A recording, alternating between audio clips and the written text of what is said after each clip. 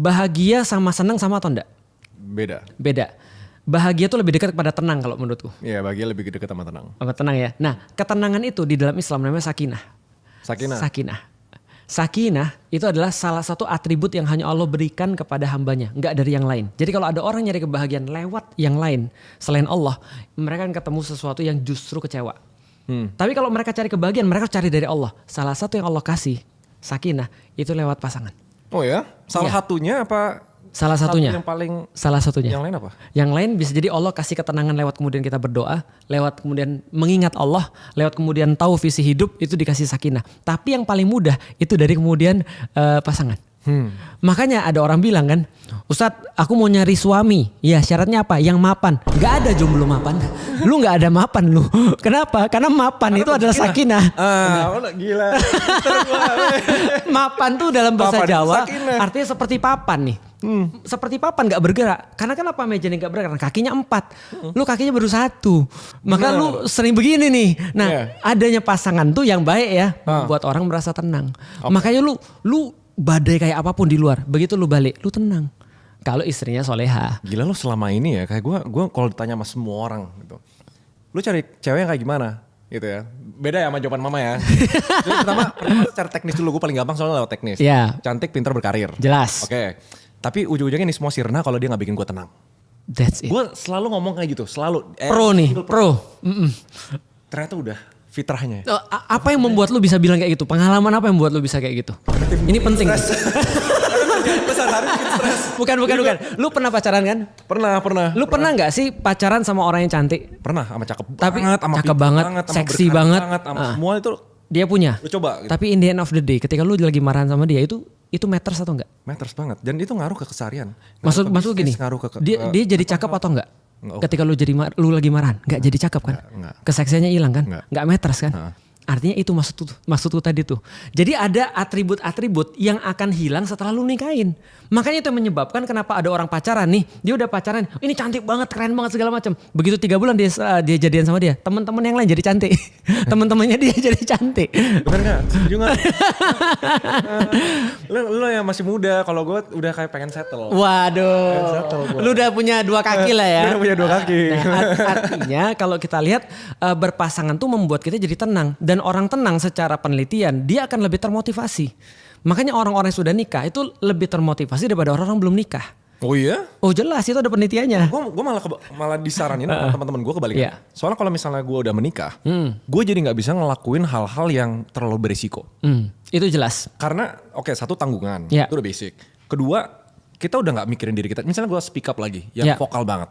It's not about me, kayak istri gue gimana, anak gue gimana, kalau mereka diculik, mereka apa gitu kan. Jadi gue jadi gak bisa mempertahankan idealisme gue. Oke. Nah orang kasih saran, kalau lu mau gas sekarang sebelum lu punya istri gitu loh. Kebalikannya dong. Kebalikan.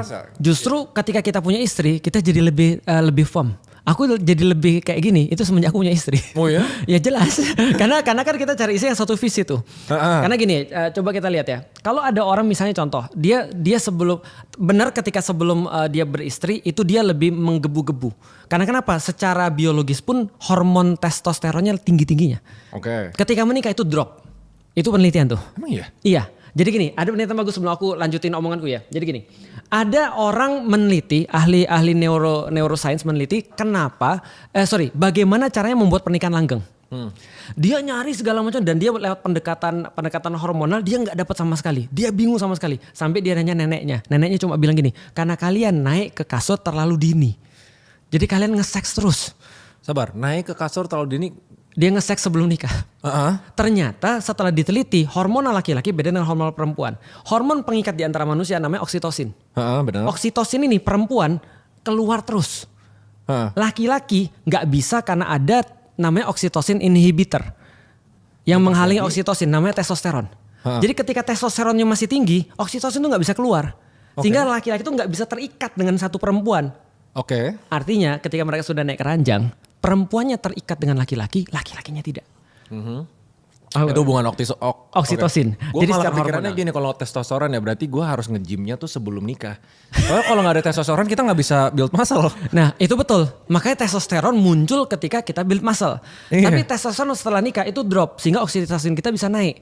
Maka beda antara laki-laki berkomitmen dengan laki-laki tidak berkomitmen. Oke. Kalau laki-laki sudah berkomitmen, lu udah nikah sama seorang cewek, semakin lu berhubungan sama dia, lu semakin terikat sama dia. Berarti rahasianya gue bucin sama cewek, dia harus bisa nikahin gue.